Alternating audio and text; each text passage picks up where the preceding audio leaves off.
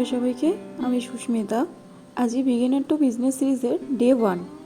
তোমরা অনেকেই জানো আমি পদ্মজা নামে একটা ছোট বিজনেস চালাই।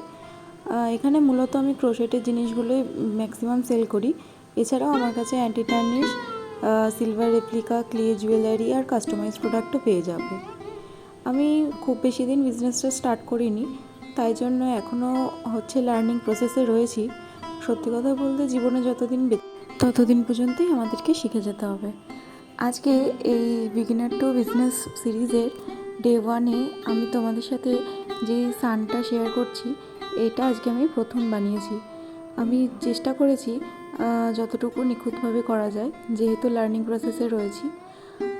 সত্যি কথা বলতে আমি অতটাও ভালো এখনও কাজ শিখে উঠতে পারিনি, তবে চেষ্টা করছি যেন সবটা ঠিকভাবে হয়ে যায়।